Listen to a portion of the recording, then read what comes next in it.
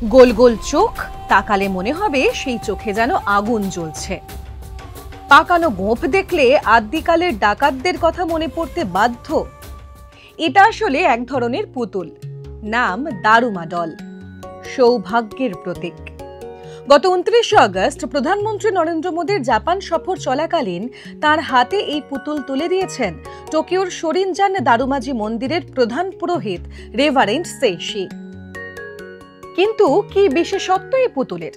আসলে ভারত ও জাপানের সাংস্কৃতিক মেলবন্ধনের অন্যতম উপাদান হলো এই দারুমা ডল। এই অদ্ভুত দর্শন পুতুল নিয়েই আমাদের এ সপ্তাহের বিস্ময়ের সময়ের পর্ব নম্বর 39।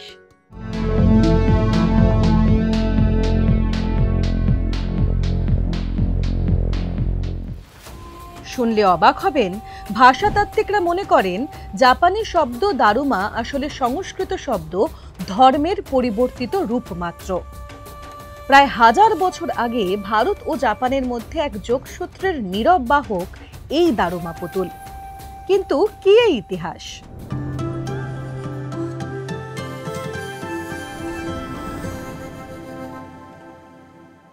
গল্পটা শুরু হয় দক্ষিণ ভারতের কাঞ্চিপুরম থেকে। সময়টা খ্রিস্টীয় 5ম শতক। প্রাচীন চীনা পুঁথি থেকে জানা যায় ওই সময়ে কাঞ্চিপুরম থেকে এক বৌদ্ধ সন্ন্যাসী চীন দেশে এসে হাজির হন।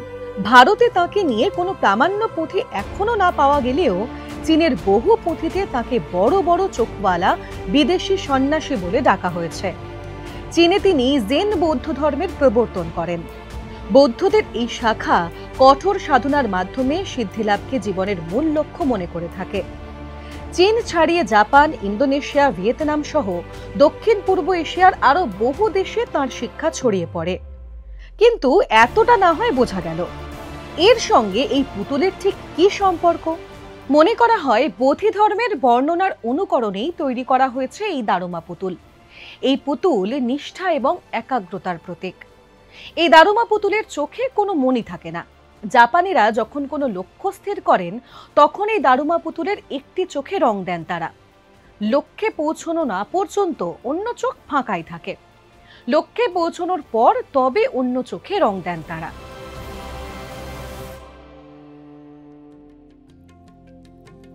তবে এটিকে ভারতের মানত করার সংস্কৃতির সঙ্গে গুলিয়ে ফেললে চলবে না একেবারেই। মানত হলো মূলত ঈশ্বরের কাছে মনস্কামনা পূরণের আর্জি।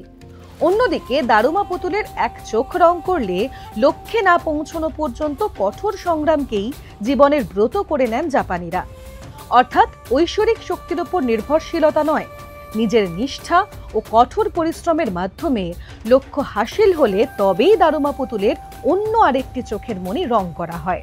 জাপানের প্রচলিত প্রবাদ হলো 7 বার পড়ো কিন্তু 8 বারের বার উঠে দাঁড়াও। এই পুতুল তাই শুধু সৌভাগ্য নয়, সমৃদ্ধি, লক্ষ্য পূরণ এবং অধ্যাবসায়ের প্রতীকও। এই পুতুলকে এমনভাবে বানানো হয় যাতে ঠেলে ফেলে দিলেও আবার সোজা হয়ে দাঁড়িয়ে যায়। মানুষকে জীবনে হার না মানার বার্তা দেয় এই পুতুল। এই দারুমা পুতুল উপহার পাওয়ার পর প্রধানমন্ত্রী নরেন্দ্র মোদী এর একটি চোখে রং করেছেন কিনা তা আমাদের জানা নেই।